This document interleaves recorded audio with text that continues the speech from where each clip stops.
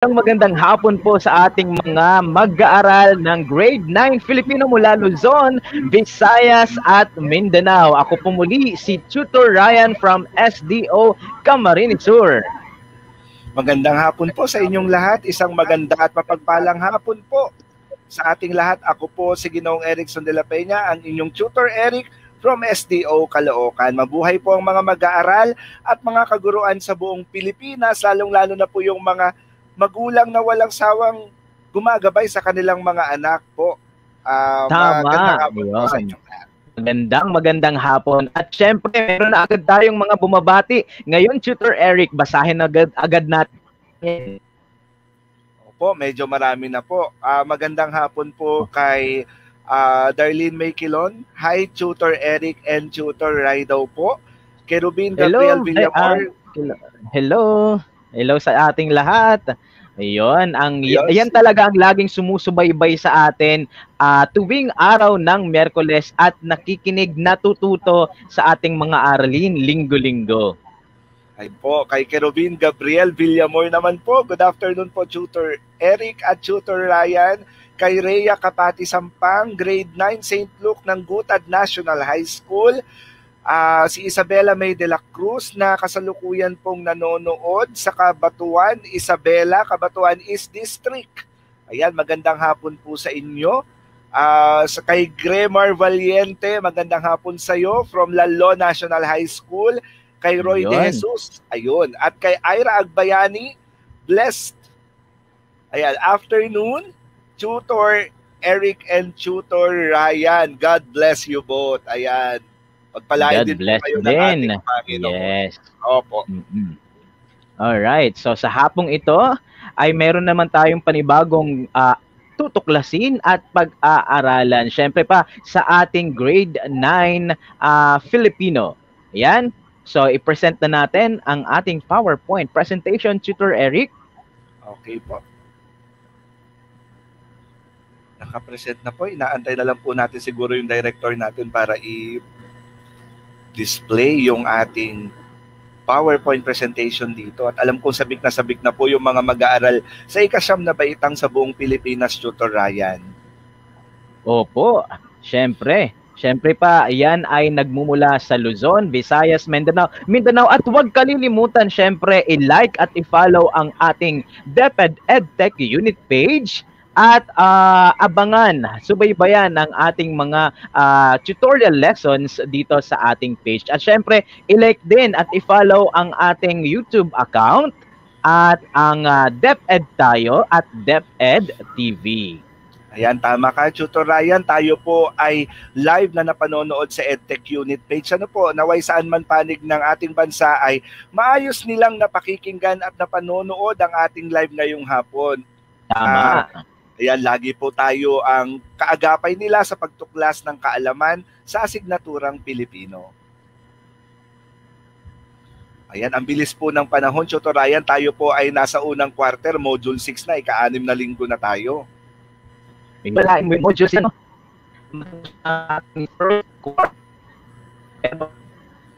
Ang ating aralin at pagkatuto ay hindi matatapos. Alright? So, ayun. So, muli, kami po ang inyong makakasama ngayon po ito.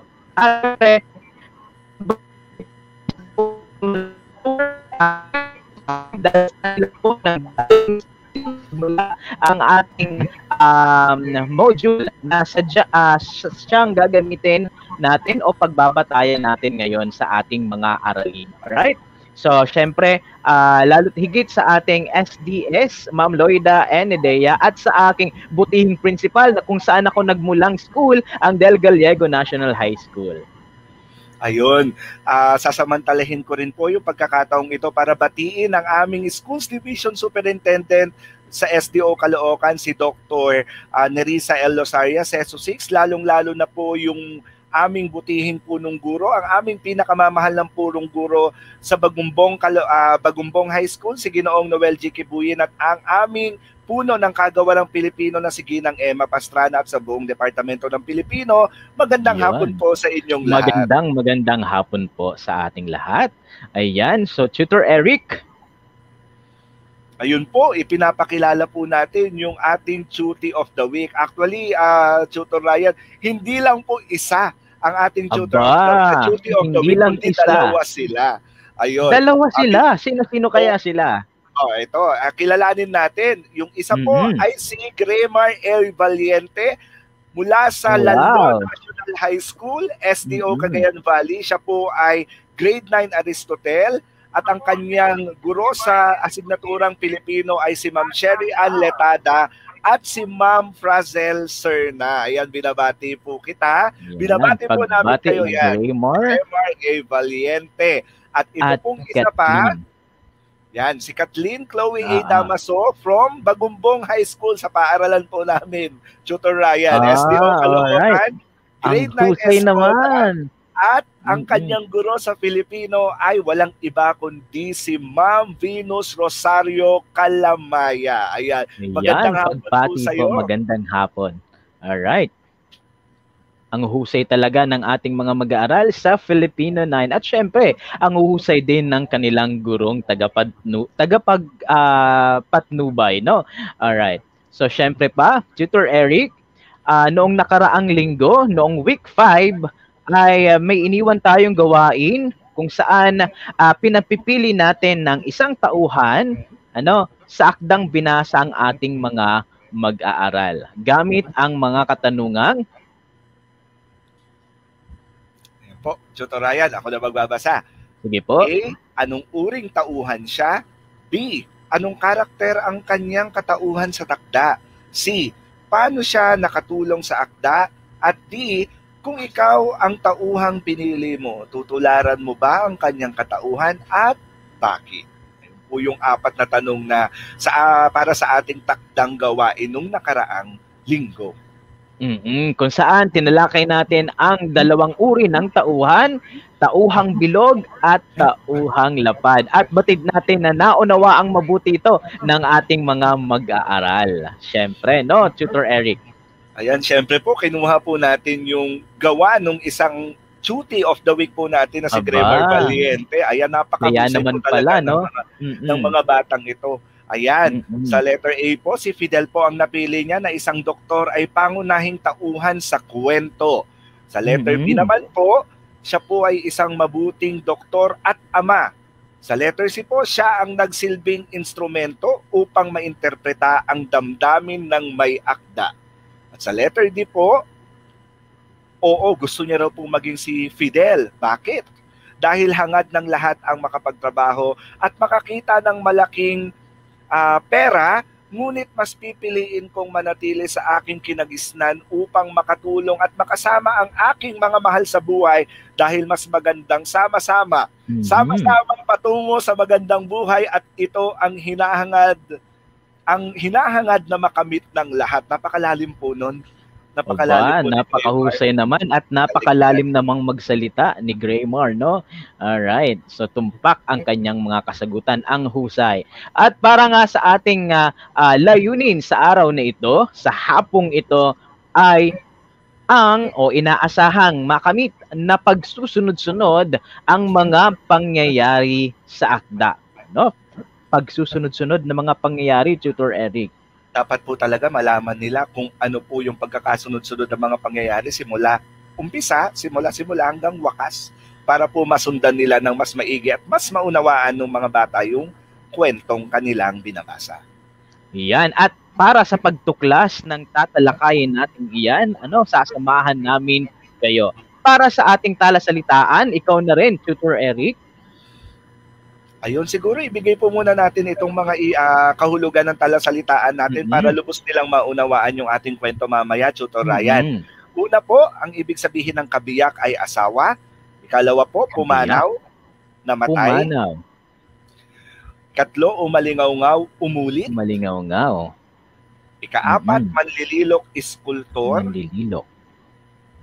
Ika-5, nangumbida, nag-imbita. Ayan. Ayan. Ayan. So, Kailangang malaman natin ito o matukoy natin ang mga kasing kahulugan upang hindi maging sagabal sa ating pagkatuto. Ngayon sa ating akdang tatalakayin ngayong hapon ding ito. At syempre pa, bago tayo bago natin talakayin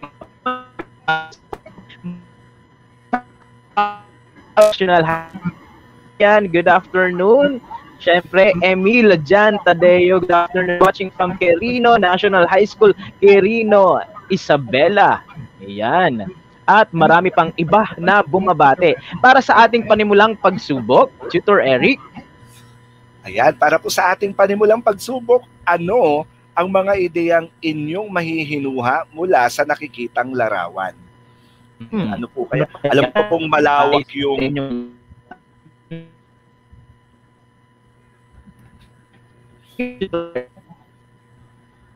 Ayan, alam ko pong malawak yung kaisipan ng mga watchers at yung mga listeners natin ngayong hapon ukol dito sa panimulang pagsubok natin. Ayan, Tutor Ryan, medyo okay na po ba? Wala ba ang ating connection? Ayan, okay na po, Tutor Ryan. Natatakot ako. Mas magandang tayong dalawang umatake dito kasi alam nating dekalidad si Tutor Ryan eh. Ayan. Oo. Ayan, tingnan natin mabuti. Ayan, sige sir. Sige Tutor, basahin natin ang kanilang mga naging kasagutan. Sabi ni Kenneth, mag-ama po. Sabi ni Roy, masayang pagsama ng magulang at bata. Ama po, sabi ni Darlene May Kilon. Sabi ni Kerubin, mag-ama po. O halos lahat, ang kanilang sinasabi, batay sa kanilang nakikita sa ating larawang ipinakikita sa ating screen, ay mag-ama. Meron daw mapagmahal na ama. So ano ba ang may hinuha natin sa larawang ito? Sabi nila, mapagmahal na ama. Yan, namimiss ko tuloy ang aking ama. Ako rin po, Tutor Ryan, talagang miss ko yung tatay ko. Actually, namatay siya noong 2003 pero hanggang ngayon nasa puso ko. Siyempre naman, gamitin natin yung salitang pumanaw, sumakabilang buhay na ang ating ama. Ngunit gayon pa man sila nga ay mananatili sa ating puso at isip saan man sila naroroon. Alright. So sige. Sa maikling kwentong ito, Tutor Eric, ayan, ito ay batay sa text message na ipinadala kay Dr. Romulo N. Peralta. Sa kanyang pagsasalaysay, ang mga pangalan ay pawang kathang isip lamang. Talagang parang napapanood to sa television, Tutor Ryan, pinalitan yung mga pangalan ng mga tauhan natin ngayon sa kwento. Tama. Alright. So, dahil ito ay batay sa text message lamang, so simulan na natin ang ating talakayan. Makinig at manood, matuto sa ating aralin. Simulan ko na ang ating pagbabasa para sa ating grade 9 na mga mag-aaral. Nang minsang naligaw si Adrian. Bunsong anak si Adrian sa 3 kapatid. Siya lamang ang naiba ang propesyon dahil kapwa abogado ang 2 nakatatanda sa kanya.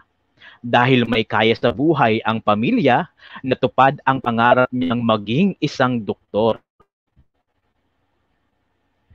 Lumaki siyang punong-puno ng pagmamahal mula sa kanyang magulang at mga kapatid na nakapag-asawa rin ng makapagtapos at pumasa sa abogasya. Naiwan siyang walang ibang inisip kundi mag-aral at pangalagaan ang kanyang mga magulang.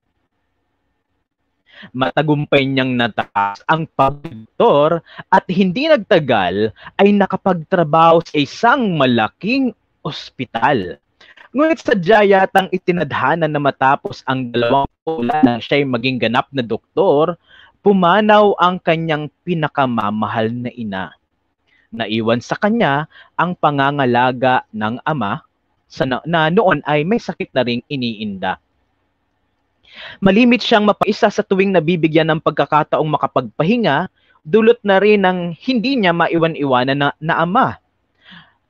naisin man niyang magtrabaho at manirahan sa ibang bansa katulad ng kanyang mga kapatid, ang katotohanang may nakaatang na responsibilidad sa kanyang balikat ang pumipigil sa kanyang mangibang bayan upang manatili sa piling ng Ama at alagaan ito hanggang sa kahuli-hulihang yugto ng kanyang buhay. Inggit na inggit siya sa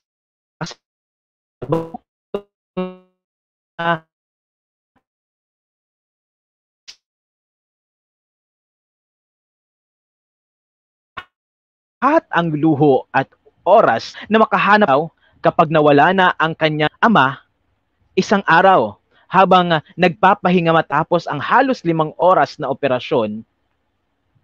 Nakatanggap siya ng tawag mula sa kasambahay na sinusumpong ng sakit ang kanyang ama.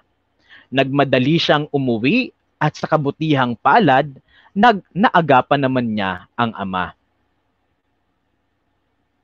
Bahay, ospital, paulit-ulit na takbo ng buhay ni Adrian ay patuloy ng mawala ang kanyang ama. Hindi niya namamalayan, unti-unti niyang nararamdaman ang pagkaawa sa sarili. Nais niyang makawala sa responsibilidad at magkaroon ng panahon para sa sarili. Dahan-dahan niyang binuhat ang ama na halos hindi na makapaglakad ng maayos.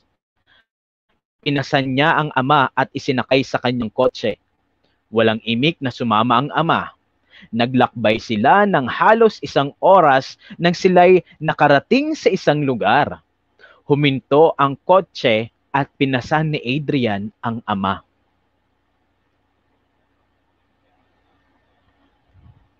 Daddy, patawad po, nais ko lamang na lumigaya ka sa buhay.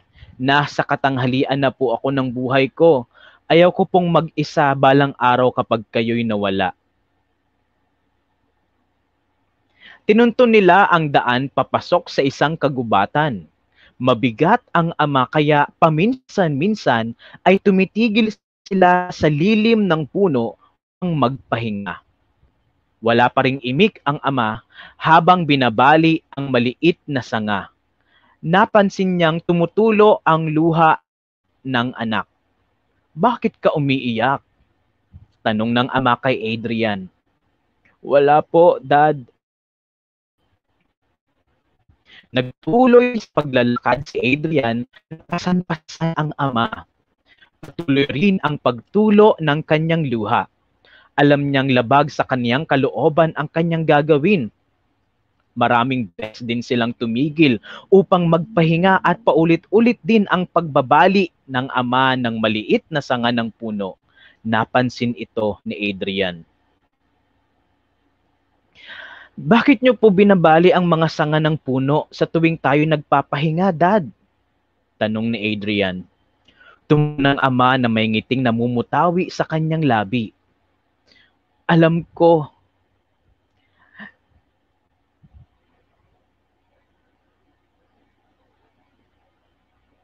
Naririnig ba ako? Alam ko, nais mo akong iligaw sa loob ng kagubatan, anak. Palatandaan ito na dito tayo dumaan para sa pagbalik mo ay hindi ka maliligaw. Lalong bumilis ang pag-agos ng luha ng binata. Walang kaimik-imik, muling pinasan ni Adrian ang ama at natagpuan ang sariling bumabalik sa lugar kung saan sila nanggaling. Alam ni Adrian na hindi na siya maliligaw. Hindi na. At nagawakas ang ating akdang binasa mula sa text message. Alright, so na may pamagat na nang minsang naligaw si Adrian. Naunawaan kaya ng ating mga mag-aaral sa grade 9 ang ating binasa? Tutor Eric, nandyan ka pa po ba? Nandito pa po ako. Naku, habang pinakwento nyo po yung nang minsan naligaw si Adrian, ay marami po akong nakikita dito sa ating sa ating comment section na #I miss you tatay. Nakalagay po I miss dito, you, #I tatay. miss you papa. Siguro po talagang Oo, may kurot may kurot, no? Sa ating ano, nakaka-touch ang ating kwento o akdang binasa ngayong hapon. Alright, so akala ko nawala na naman ako sa ere.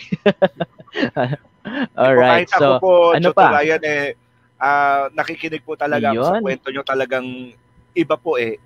Mas, sabi nga dito ni Kerubin, Gabriel Villamor, mas higit ang pagmamahal ng ama kaysa sa anak dahil mas naisip pa rin niya ang kalagayan ni Adrian kaysa sa sarili niya. Actually, hindi pa po tayo nagtatanong niyan, Tutor Ryan. No? Tang nawan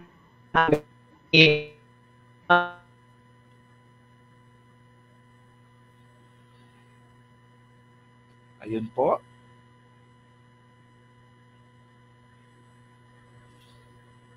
Yan, medyo nawala po si Tutor Ryan. Tutor Ryan, nandyan pa rin po ba kayo?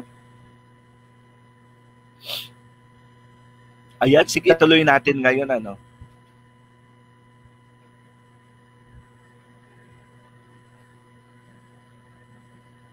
Ayan.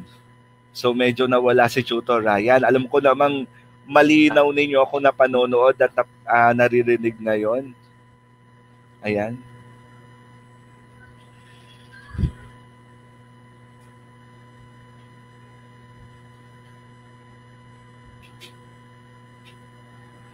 Ayan. So yung unang katanungan po natin ngayon ay sino ba si Adrian? Ayon sa kwento. Ayan, marami na akong nakikitang mga sagot dito sa ating comment section. Ayan, sabi ni Gremar Valiente, bunso sa 3 magkakapatid na isang doktor.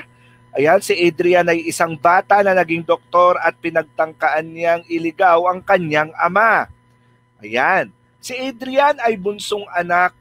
Ayan, sa 3 magkakapatid.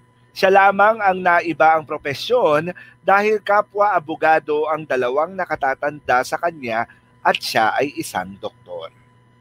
Tama yung mga sagot ninyo. Tumungo na tayo sa ikalawang bilang. Ano ang nangyari matapos ang 2 taon mula nang siya ay maging ganap na doktor? Ayan.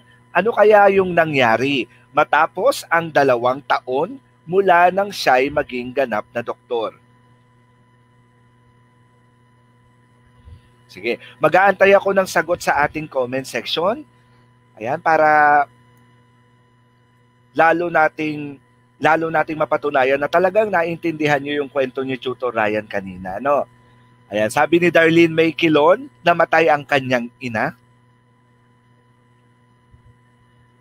Ayan, tingnan natin kung ano yung tamang kasagutan. Ayan, tama si Darlene, ano? Pumanaw ang kanyang pinakamamahal na ina. Ayan.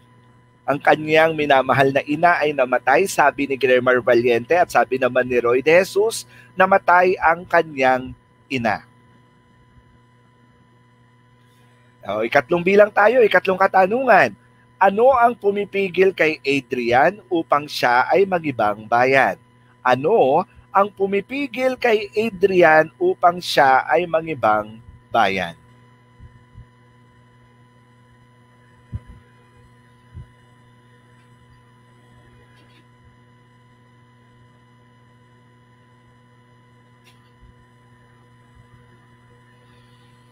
Ayan. Ayan, sabi ni Kerubin Gabriel Villamor, ang pag-aalaga po sa kanyang ama. Ayan, sabi ni Gremar Valiente, ang kanyang ama. Sabi ni Darlene May Quilon, responsibilidad niya sa kanyang ama. Walang mag-aalaga sa kanyang ama. Ang kanyang ama naman ay sabi ni Abigail Raila Manyalak. Ayan, may mga nakaatang na responsibilidad sa kanyang balikan. Siya ay dapat manatili sa piling ng ama at alagaan ito hanggang sa kahuli-hulihang lugto ng kanyang buhay. Ayan. Tama yung mga sagot ninyo. Kaya alam kong lubos ninyong nauunawaan yung kwentong tinalakay kanina ni Tutor Ryan. Dito tayo sa ika-4 na bilang, bakit dinala ni Adrian ang kanyang ama sa kagubatan? Bakit dinala ni Adrian ang kanyang ama sa kagubatan? Ayan, sabi ni Gremar Valiente, ang bilis talaga sumagot ng mga mag-aaral sa ika-siyam na baitang na nanonood sa atin, nakasalukuyang nanonood sa atin ngayon. Yan, sabi ni Gremar Valiente, upang siya ay iligaw. Upang iligaw, sabi ni Abigail Manyalak. Sabi ni Kerubin Gabriel Villamor, upang iligaw po ang kanyang ama. Sabi ni Princess Divine C. Manipon, dahil gusto niya itong maligaw sa gubat. Ayan, tingnan natin kung tama ang inyong mga sagot. Alam ko namang tama lahat ng kasagutan ninyo na binabasa ko ngayon sa ating comment section. Nais niyang iligaw ang kanyang ama sa kagubatan upang makatakas ito sa responsibilidad. Ayan. Sabi po ni Marcelina Tuwazon Omania, yan, para wala na po siyang responsibilidad. Ayan. Dito tayo sa huling bilang. Bakit binabali ng kanyang ama ang mga sanga ng punong kanilang madaraanan? Bakit binabali ng kanyang ama ang mga sanga ng punong kanilang madaraanan? Ano kaya ang dahilan kung bakit binabali ng kanyang ama yung mga sanga sa punong kanilang madaraanan?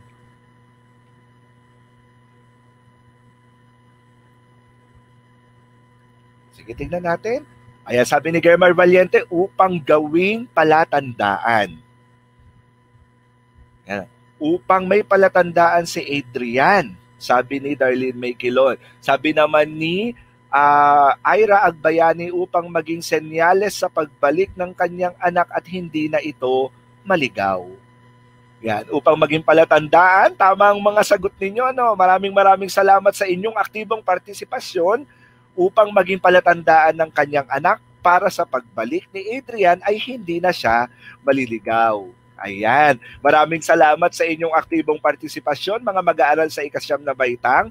Ngayon, alamin pa natin ang mga bahagi ng kwento. Ano-ano ba yung mga bahagi ng kwento? Una, simula.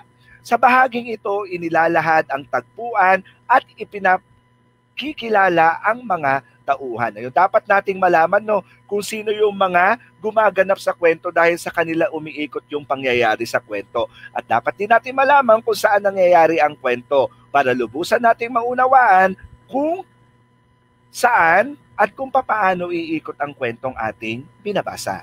Yan po yung simula ng kwento. Pagdating naman po sa kalagitnaan ng kwento, dito naman inilalahad ang saglit na kasiglahan kung saan malalaman ang problemang kakaharapin ng tauhan. Siyempre, kailangan para may lulutasin na problema sa isang kwento, kailangan maglagay ng problema.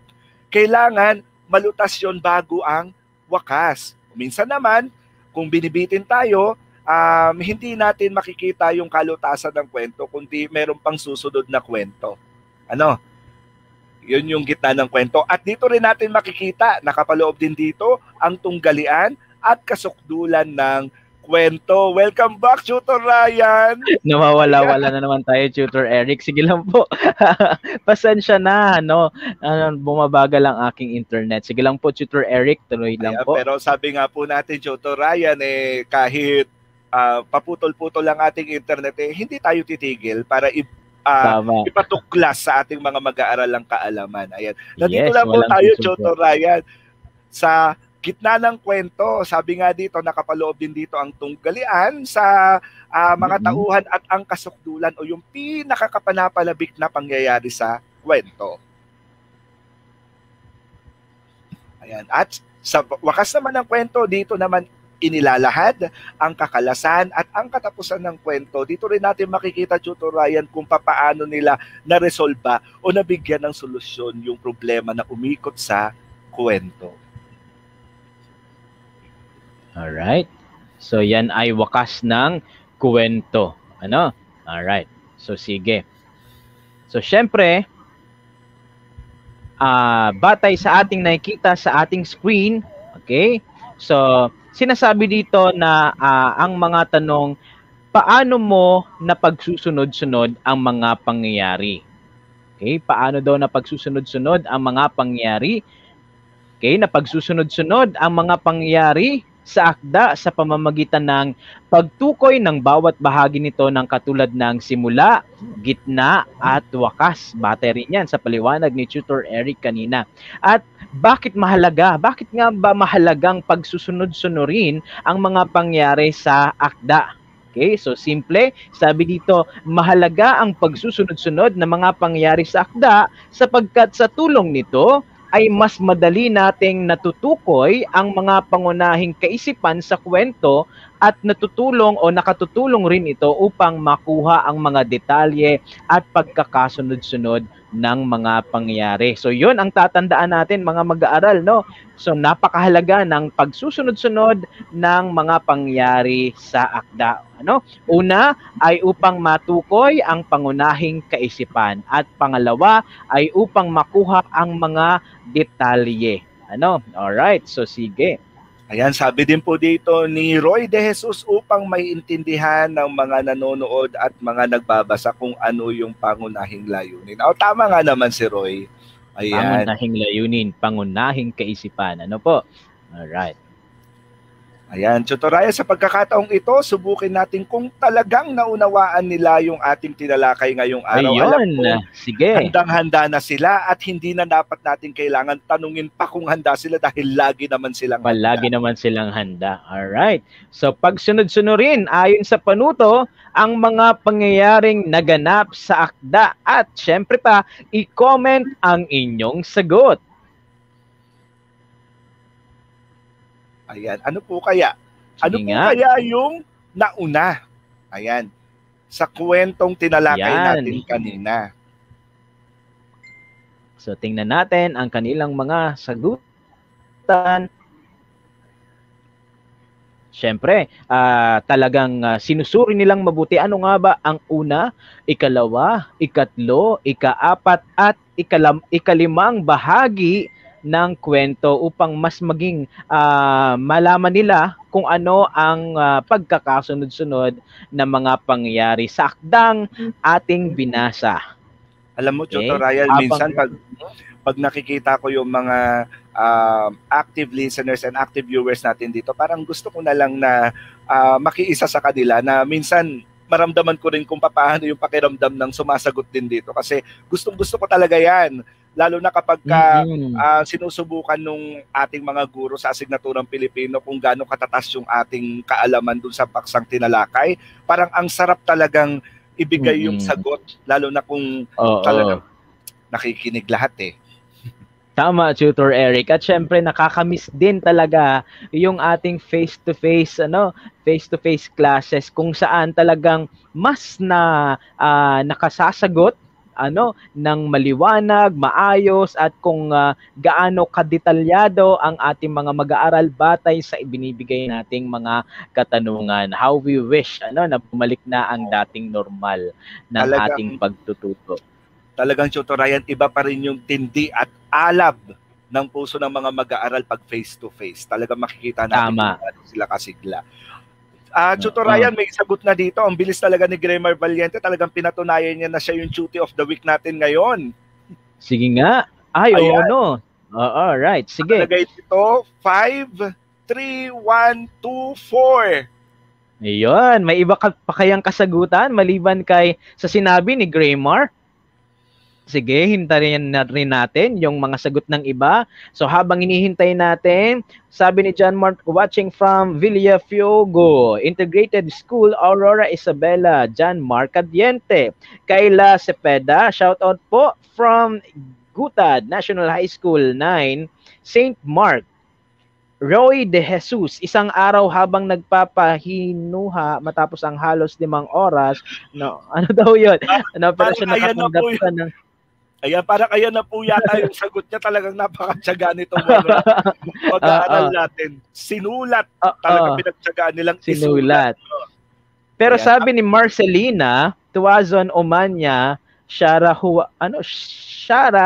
Wakiko po. Okay? 152-3-3-3-2-4. Parang nag-dial tayo ng telepono, no? Cellphone number. Ng cellphone. Tutor Ryan, sabi po ni Kenneth Salandanan, ayan, 32451. Sabi naman po ni Princess Divine C. Manipon, 52143. Sabi naman po ni Abigail Raila Manyalak, 53142. Parang ang daming 53124. Ngunit, game, mukhang nakakita na tayo ng tumpak na kasagutan, Tutor Eric. Sige, tignan po natin. Ang una pong nangyari dito, ayan.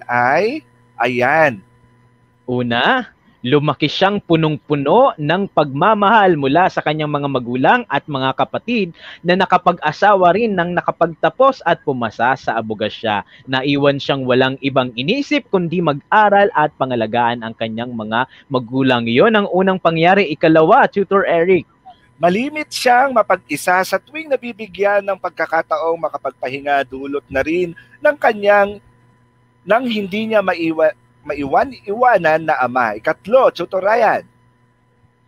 Ikatlo, isang araw habang nagpapahinga matapos ang halos 5 oras na operasyon,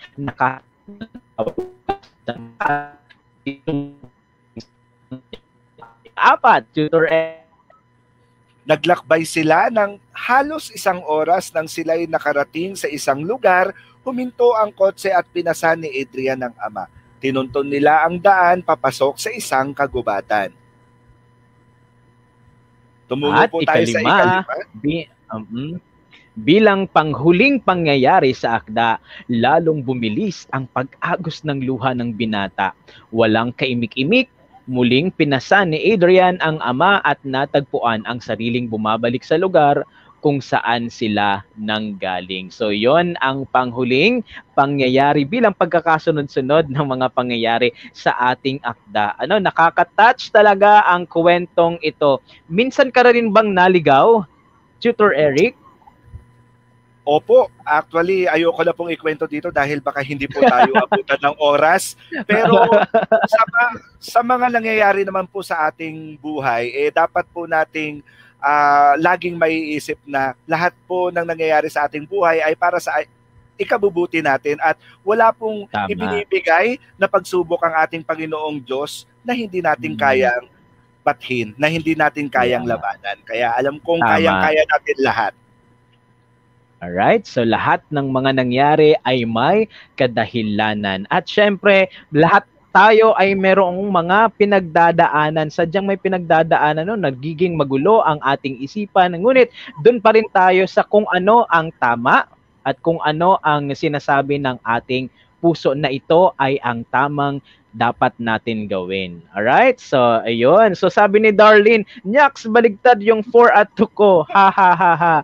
Alright. So, si Marcelina, alright, tama. Si Marcelina, shout out. Alright. So, ang gagaling ng mga estudyante nito. Gayong kahit hindi nyo saktong nakuha ang kasagutan o tumpak na kasagutan, huwag kayong mag-alala. Minsan talagang nakalilito. Ngunit gayon pa man, pag binasa nating mabuti, ay makukuha rin natin ito. Sa susunod, hanggang sa susunod, baka sa susunod ay kayo ay tumpak na ang lahat ng mga kasagutan. Huwag kang mag-sorry, Roy. Ayos lang yan. Alright? Akala po nila ngayon, ay nakikita naman po natin linggo-linggo yung mga kasagutan nila. Paminsan-minsan nagkakamali rin tayo. Pero tandaan natin na yung pagkakamali natin, tandaan natin na yung pagkakamali natin, dapat dyan tayo natututo at dyan tayo napapanday. Tama. Ang galing nun, Tutor Eric. Natututo tayo sa ating mga pagkakamali. Ito na, Tutor Ryan, para sa ating takdang gawain. Ako na po magbabasa. Pumili ng isang kwento na nabasa o napanood na ninyo. Pagkatapos ay isalaysay ang tamang pagkakasunod-sunod ng pangyayari nito. Alam kong kayang-kaya na nila to, Tutor Ryan. Ulitin natin ha, pipili kayo ng isang kwento na nabasa o kaya napanood nyo na. Pagkatapos ay isasalaysay ang tamang pagkakasunod-sunod ng mga pangyayari simula sa simula, di ba? Gitna at hanggang wakas. Alright? So, ayan ang ating pattern. Okay? So syempre hihintayin namin ang inyong kasagutan. Maaari ninyo itong i-post sa inyong social media account, particularly sa ating Facebook account, ano, gamit ang hashtag Filipino para sa Pilipino. O kaya naman isend na lamang sa amin through PM sa aming messenger account. Sa akin, Rai Alba. Makikita nyo, Rai Alba. Ayan. Sa akin naman po, pakisenda lang po ang inyong mga kasagutan sa aking Facebook account na Erickson Dakiwag de la Peña. At syempre, sa pagkakataong ito, kung sino ang may pinakamagandang kasagutan, siya pa rin nating i-feature sa susunod nating online tutorial session at magkakamit ng papremyo sa GCash. Kung magkano, malalaman nyo yan sa susunod. Tutor Ryan, diba? Ako na lang kaya, Tutor Ryan. Pwede ba yun? Tutor of the week. Actually, nauna na tayong magpremyo ng ng GCash noong mga nakaraan pa, Pero para mas lalong mabuhayan at maging aktibo, gayong aktibo na rin naman sadya ang ating mga mag-aaral dito, para mas lalo silang maging aktibo at maging masigla ang pagsagot, di ba? At syempre, para matulungan din natin ang ilan na patuloy na mag-aral na kumbaga may pang-load, di ba? Alright, so para patuloy ang ating pag-aaral, so sumagot, magsagot sa ating ibinigay na takdang gawain. Ayan, sabi po ni Darlene Maykilon, Tutor Ryan, sali kayo sa GC namin. Talagang nagtatawag siya ngayon ng mga aktibong nakikinig at nanonood. Ayan, samantalahin mo na, Tutor Eric, bago tayo magtapos, imbitahan natin ang ating mga mag-aaral sa grade 9 sa Luzon, Visayas, Mindanao. Ayun po, sa ngalan po ng bumubuo ng Itulay Online Tutorial, lagi niyo po kaming samahan ng aking butihing tutor, mentor na si Tutor Ryan from SDO Camarines Sur at ang inyong lingkod si Tutor Eric mula sa SDO Caloocan, ang kanyang mentee. Kami po ay laging napanonood tuwing araw po ng Miyerkules alas 3 hanggang alas 3:40 ng hapon dito po sa DepEd EdTech Unit FB page, DepEd tayo, at sa YouTube, DepEd Educational Technology Unit at DepEd TV. Wag na wag po ninyong kalilimutan yon. Tuwing araw po ng Miyerkules. At para sa anumang komento at kung anuman ang suhestyon, maaari kayong mag-email sa ating edtech@deped.gov.ph o i-scan ang ating QR code na nakikita ninyo sa ating screen.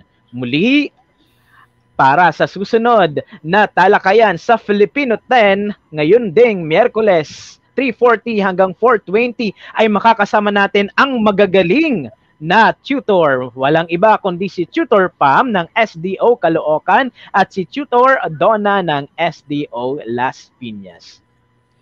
Ayan, muli po, nagpapasalamat po kami sa inyong lahat. Lagi nyo pong tatandaan sa asignaturang Pilipino, kami po ang karamay nyo. Maraming salamat po.